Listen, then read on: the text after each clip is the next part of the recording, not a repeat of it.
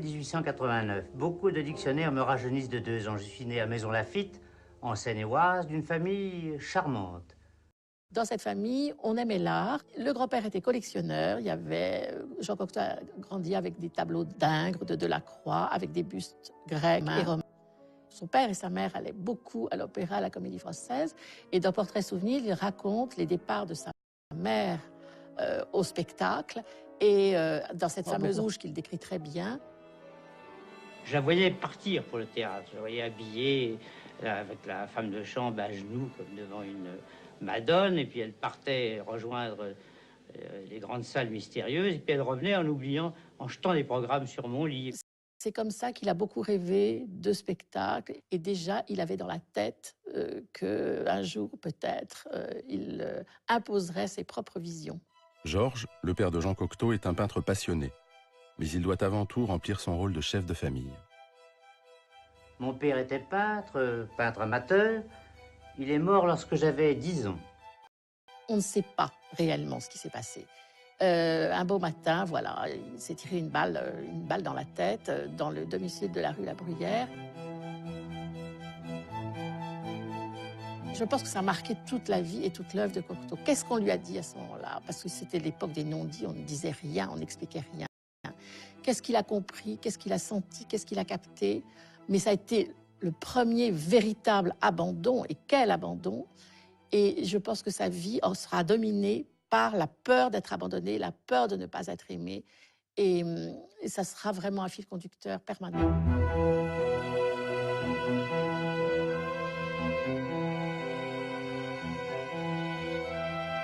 Il y a cette fascination aussi pour cette frontière avec l'invisible.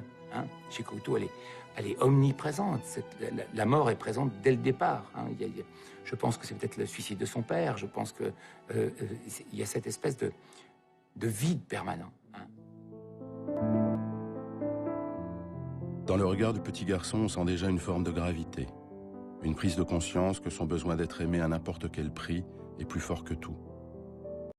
Il s'ennuie énormément à l'école. C'est comme beaucoup d'enfants surdoués, il trouve qu'il perd son temps. Il fait ses études au Petit Condorcet, puis au Grand Condorcet.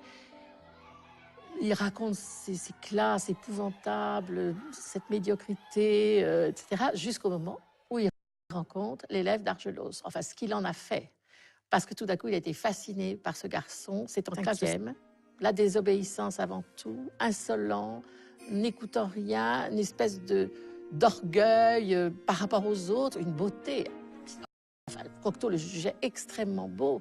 Je ne sais pas si Dargelos était véritablement comme il l'a décrit, mais lui, il l'a vu comme ça. Dargelos représente tout ce que Jean, qui ne s'aime pas, rêve d'être. Mais surtout, il projette sur lui ce qui deviendra son idéal masculin, empreint d'insolence et d'insoumission.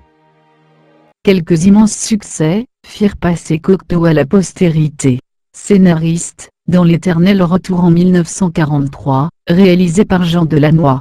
Les Enfants terribles de 1950, réalisé par Jean-Pierre Melville, un scénario de Jean Cocteau, d'après son roman. Quelques longs métrages comme Les Parents terribles, en 1938, La Belle et la Bête, en 1946, L'Aigle à 2 têtes en 1948, Orphée de 1950, Le sang d'un poète, en 1930. Voici quelques extraits.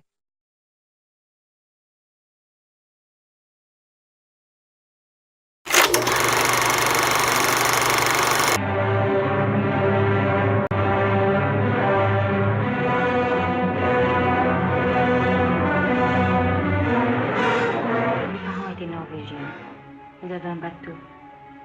Je venais de naître dans l'île, ils partaient en croisière. Le médecin n'a pas voulu qu'il m'emmène. Le bateau a fait naufrage.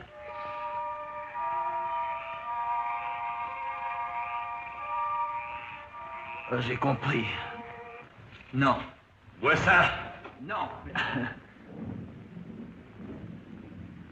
Bravo à la vue. C'est pour une idiote. Quand vous serez ivre, ça vous servira à quoi? À rien. C'est ce qui est beau.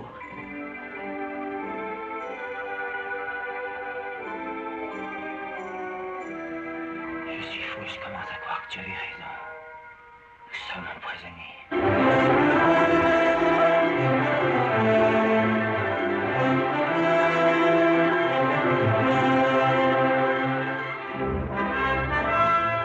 m'arrangeais très bien avec les hommes. J'ai décidé. Pas dans l'île, Marc. Il y a un ivrogne qui veut me tuer.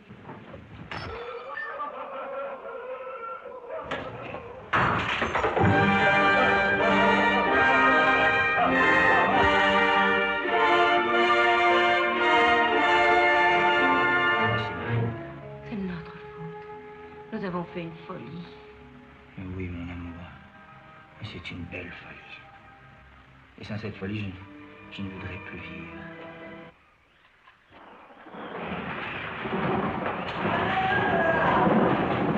C'est pas vrai, non? Ah, sa mère le trouve très grand pour un homme. Il n'y a pas d'erreur possible, Stan.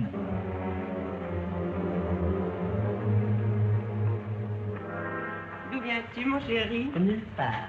Ta mère te demande d'où tu viens. Laisse cet enfant amuser. Je ne suis plus un enfant, n'oubliez pas. Moi, je lutterai. Ça te ressemble. Ce que tu appelles lutter, c'est incruster. Accepter toutes les avanies. La ruine. Achille, approche. Tu aimes ta nouvelle tante? Cette nuit, je suis venu ici avec des idées de meurtre. Je vous ai vu dormir. Et je me suis trouvé désarmé. Tu voudrais bien le protéger, ton type. Tu es trop bête, Morolt. Eh ben, parle si t'es si intelligente. Mais je m'ennuyais toute seule. Je ne dormais pas. Tu dors bien? Je dors le plus que je peux.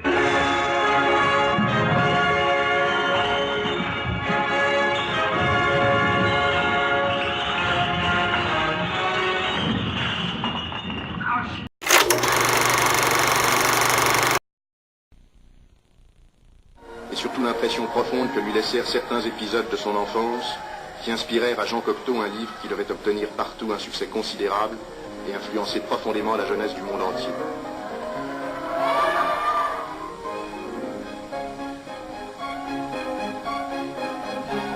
D'après ce livre, Jean-Pierre Melville vient de réaliser un film qui vous replongera dans l'atmosphère pure et trouble à la fois de l'œuvre de Jean Cocteau et où vous retrouverez tous les personnages du roman célèbre. Qu'est-ce que c'est? Une pince à linge? C'est pour avoir le profil grec.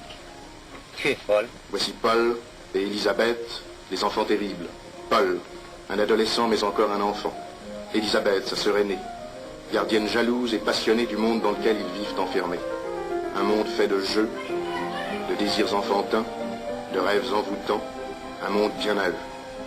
Mais l'atmosphère empoisonnée, le vide, la confusion de leurs sentiments d'adolescents vont les conduire jusqu'au drame où ils entraîneront à leur admirateur fidèle et dévoué, la tendre Agathe, le charmant Michael. Can it be? Was that last tender look meant for me?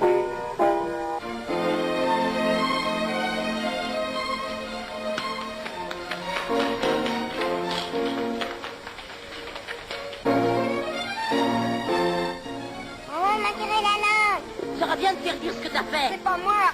Parle. Mais puisque je vous dis que c'est pas moi. Vous prenez pour un crétin. À moi, jamais. Maintenant, je peux me tromper.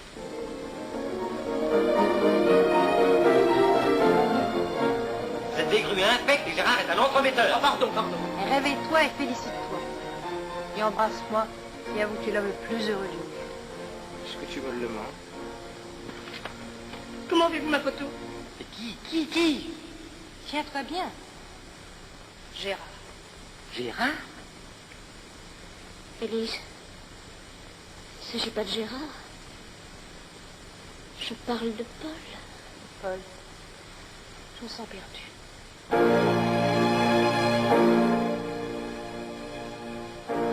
Monstre. Sale monstre. Mais qu'est-ce que tu as? Le mec qui s'empoisonnerait. Qui t'éloignerait de sa chambre, que j'arriverai trop tard.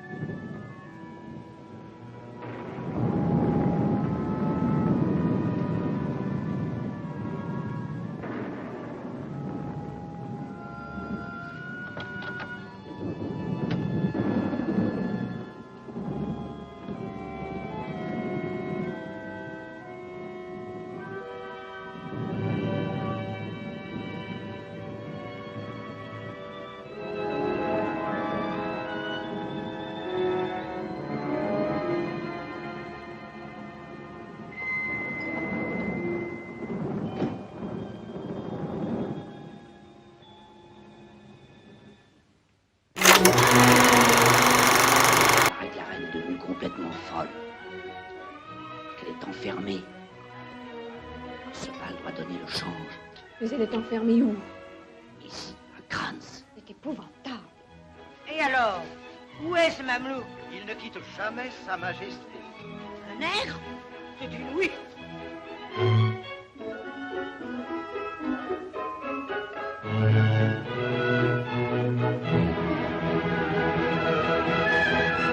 Félix!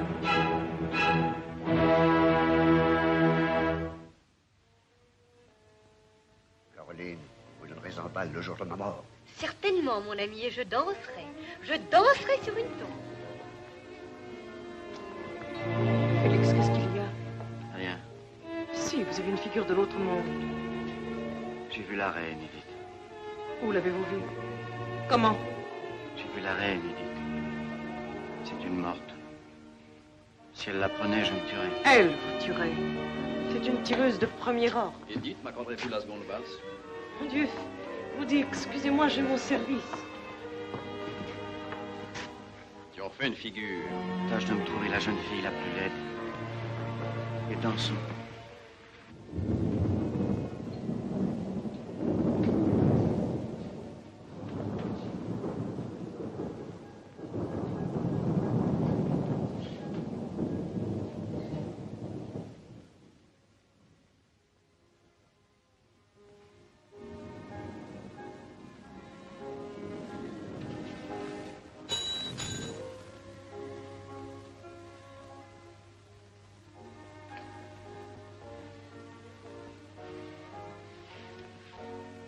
Vous êtes seule? Oui, madame. Parfait. C'est vous qui avez fermé cette fenêtre? Oui, madame, je craignais les insectes. Vous craignez toujours. J'aime le feu, les insectes et les fenêtres ouvertes. C'est vrai. Votre Majesté va prendre froid. Je n'ai jamais froid. C'est mon temps à moi, Edith. Le temps de personne. Le temps de personne. Je respire. Je voudrais être à cheval et galoper dans la montagne. Et mon cheval aurait peur et je me moquerais de lui. Ces découvertes vous intriguent. C'est très simple. Je soupe cette nuit avec le roi. Avec l'ombre du roi. Écoutez-moi bien, ma petite Edith. L'étiquette vous autorise à entrer dans ma chambre à n'importe quelle heure du jour et de la nuit. Mais mon étiquette à moi exige que personne ne pénètre cette nuit dans cette chambre. Même si la foudre tombe sur le château. Nous sommes bien d'accord? Vous êtes libre.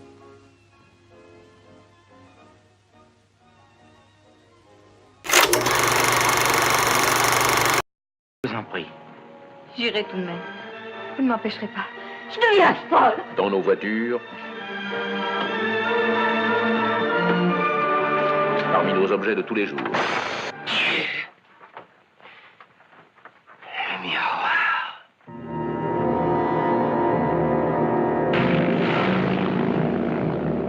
Vous savez qui je suis? Oui. Dites-le. Il a vu ce qu'il ne fallait pas voir.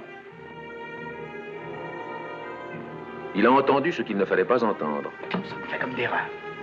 Il a été où les hommes ne peuvent pas aller et d'où personne ne revient. Si la justice refuse d'intervenir, nous interviendrons. Oh non, je ne le croirai jamais, mais vous, monsieur le commissaire, dites-lui que c'est faux. Vous connaissez Orphée.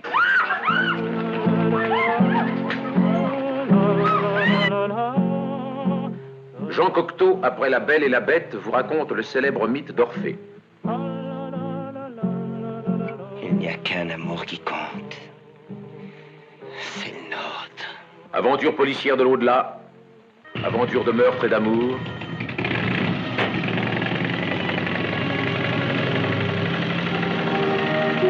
Où nous cachons-nous? Nous n'avons plus à nous cacher. Nous serons libres. Pour toujours? Pour toujours. Serre-moi fort, Orphée, serre-moi fort. Aventure terrible et drôle. Eurydice, vous êtes sous la table? J'y suis. Où est-il? Aventure où les hommes traversent les miroirs comme de l'eau et circulent dans un autre monde qui les juge et les fait passer de tribunal en tribunal. Adieu, ce geste. Il ne reviendra plus. Allons, du calme. Les hommes reviennent toujours.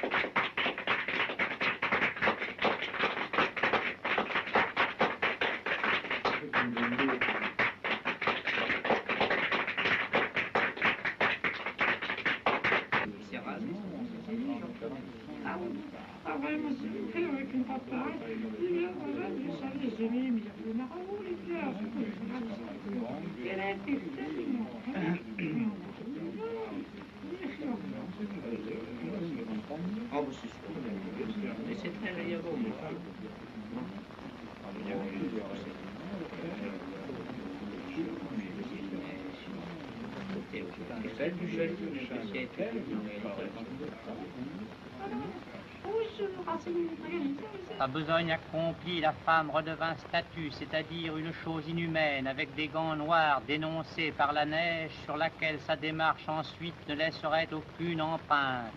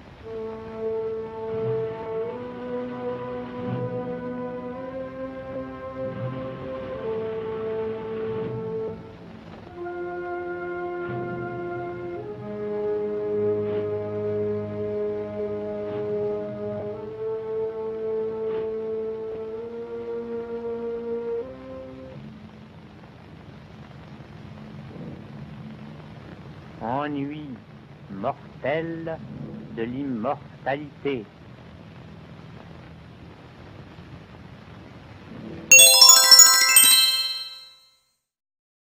Devenu une référence cinématographique, il préside le jury du Festival de Cannes de 1953, puis celui de 1954.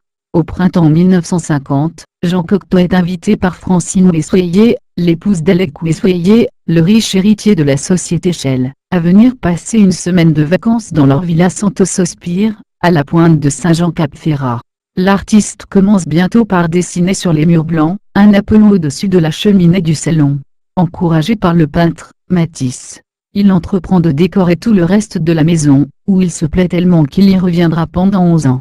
Et de proche en proche, il décore ainsi entièrement la villa de fresques à tantra, de mosaïques et d'une tapisserie sur des thèmes de la mythologie grecque ou de la Bible. Utilisant la couleur pour la première fois, il y fait venir par la suite, un grand nombre de célébrités, entre autres Picasso, Charlie Chaplin et Jean Marais, qui s'initient à la peinture à l'huile. C'est par amitié pour Jean Cocteau, que Francine Messoyer baptise son yacht, Orphée. En 1960, l'artiste tourne Le Testament d'Orphée, avec le soutien financier de François Truffaut. Parallèlement, Jean Cocteau s'engage dans la défense du droit à l'objection de conscience, entre autres en parrainant le comité créé par Louis Lecoing, aux côtés d'André Breton, Albert Camus, Jean Genot et de l'abbé Pierre. Ce comité obtient un statut restreint en décembre 1963 pour les objecteurs. Mais Cocteau ne sera pas là pour s'en féliciter. En octobre 1963, apprenant le décès de son ami Édith Piaf, il est pris d'une crise d'étouffement, et succombe quelques heures plus tard d'une crise cardiaque dans sa demeure de Milly-la-Forêt, le 11 octobre 1963 à l'âge de 74 ans. Cependant, Jean Marais déclare dans un entretien télévisé le 12 octobre 1963. Il est mort d'un œdème du poumon, son cœur a flanché. Il aimait beaucoup Édith Piaf, mais je ne pense pas que ce soit la mort d'Édith Piaf qui ait provoqué la mort de Jean Cocteau. Jean Marais, naturellement, on ne vous apprend rien en disant que nous sommes tous bouleversés, éprouvés par la disparition de Jean Cocteau, que tout le monde aimait énormément. Il y a tout de même une chose que je voudrais vous demander. On prétend qu'il est mort d'émotion en apprenant la mort d'Édith Piaf. Est-ce que cette nouvelle est réelle? Ce n'est pas moi qui peux vous le dire. Il aimait énormément et admirait énormément Édith Piaf. Évidemment, on lui a téléphoné pour lui demander de parler d'Édith, de faire un hommage à Édith. une demi-heure avant sa mort, sa propre mort, qu'il ignorait. Il est mort d'un édème du poumon, son cœur a flanché. Il aimait beaucoup Édith, mais je ne pense pas que ce soit la mort d'Édith qui ait provoqué la mort de Jean.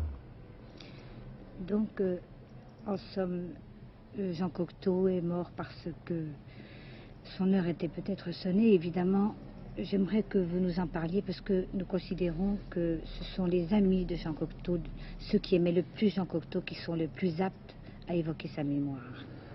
Tous les gens que j'ai rencontrés dans ma vie et qui avaient rencontré Jean Cocteau aimaient Jean Cocteau. On ne pouvait pas ne pas aimer Jean Cocteau. Jean était d'une telle simplicité, une telle élégance d'âme et de cœur, une telle générosité. Il recevait les personnes les plus humbles avec tellement de chaleur. Il les aidait tant que tout le monde l'adorait. Les gens qui pouvaient ne pas aimer Jean Cocteau, c'était des gens qui ne l'avaient jamais rencontré ou qui n'avaient jamais eu affaire à lui. Personnellement, moi, je lui dois tout. Et c'était un exemple extraordinaire pour moi. J'essayais de lui ressembler. On ne peut pas lui ressembler parce qu'il est à des hauteurs qu'on ne peut jamais atteindre. Mais en essayant de s'élever à son niveau, on restait un peu moins bas qu'on serait resté normalement. Je n'ai jamais rien fait dans ma vie sans penser qu'il soit là ou qu'il ne soit pas là, sans penser qu'en penserait Jean, qu'est-ce qu'il dirait, est-ce qu'il approuverait, est-ce qu'il serait content, est-ce qu'il serait fier de moi. Et pour moi, il n'est pas mort parce que je continuerai à penser à son jugement et il continuera à me diriger. Cette image émouvante et sereine sera celle que conserveront de Jean Cocteau ceux qui sont venus une dernière fois saluer en lui l'homme de tous les talents et l'ami.